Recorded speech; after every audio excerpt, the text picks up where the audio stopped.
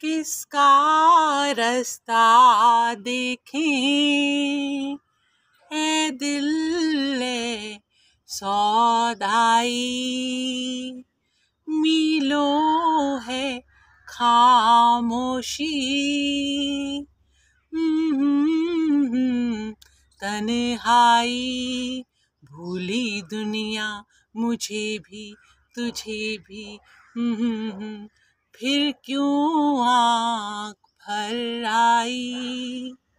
तो प्रॉब्लम्स तो रहेंगी, problems are inevitable. The choice that we have in our hand is we choose to be on the side of the solution or on the side of the problem.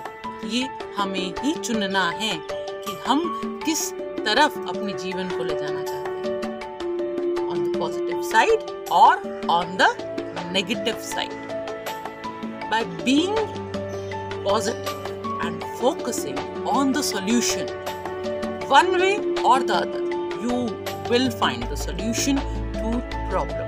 But on the contrary, अगर आप problems पे focus करेंगे, then in no time problems will become larger than life.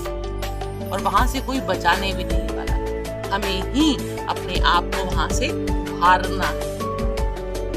Last में भी जब हम उभारना चाहेंगे तब भी हमें पॉजिटिव ही होना पड़ेगा. नेगेटिविटी कभी किसी का ना भला कर पाई है ना कर पाएगी.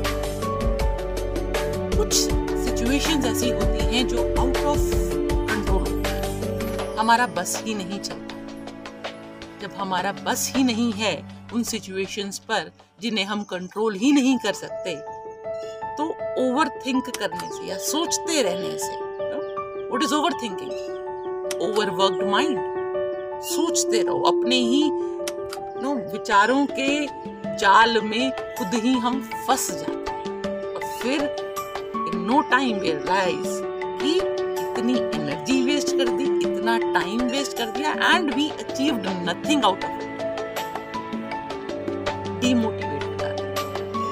सो इस ट्रैप में नहीं फंसना कि जो चीजें आपके कंट्रोल में नहीं है उसमें आप कुछ कर ही नहीं सकते.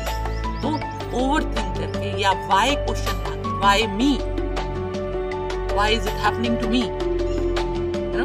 That is not going to help.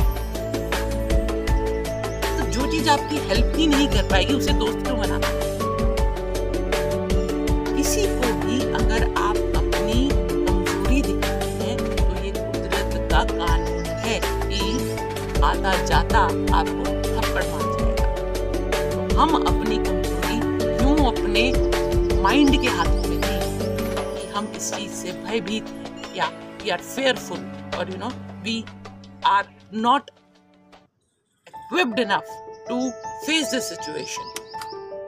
अपनी कमजोरी किसी को नहीं दिखानी चाहिए, ऑन द कॉन्ट्ररी उसको फेस करना चाहिए. right?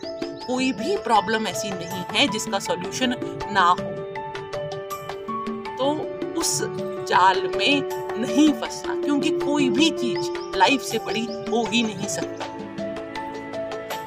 जीवन उस ऊपर वाले ने दिया, उसकी देन है. We are surviving, that itself is a proof that there is some superpower above us which is enabling us to face this challenging situation that we are in. So उस पर विश्वास रखना है, पॉजिटिव फ्रेम ऑफ माइंड रखना है, and अपने आप को करना क्या है ना, अपने आप को अलग कर देना उस सिचुएशन से. टेक अ पॉज, उस सिचुएशन से थोड़ी देर के लिए अपने आप को अलग कर दो, फिर देखिए उस सिचुएशन को थर्ड पर्सन पर्सपेक्टिव से. What is that situation? You will realize that that is not big enough that you were worrying about. तो ऐसे ही ऑब्जर्वर फेज में जाना है और चीजों को अपने आप से थोड़ा अलग करके देखना है, तो रास्ता भी अपने आप दिखाई देगा. कब? जब हम अपनी एनर्जी को फोकस करेंगे सॉल्यूशन पर. सो यही करना है. Energy goes in the direction of the focus. So focus on the solution and not on the problem. Because knowing a problem is okay. कि जान लिया हमने कि ये प्रॉब्लम है, लेकिन उसी प्रॉब्लम पर बैठे रहना कहाँ की समझदारी। अगर आप प्रॉब्लम्स पर बैठे रहेंगे तो in no time problems will become larger than life, और फिर वो नेगेटिविटी के जोन से आपको खुदा ही बचाए। तो हमें वहां फंसना ही नहीं, अपनी कमजोरी अपने मन के हाथों में नहीं देनी कि हमें इससे डर लग रहा है या we are not ready to face this situation. Situations आएंगी because this is real life. Problems are inevitable, but हमारे हाथ में जो है, जो हम कर सकते हैं वो क्या है, वो पॉजिटिविटी को चूज करना है और अपने आप को थोड़ा दरकिनारे करके प्रॉब्लम्स से देखना है। तो हमें सब कुछ साफ साफ नजर आएगा कि सॉल्यूशन कहाँ पर है और प्रॉब्लम क्या है। Think through.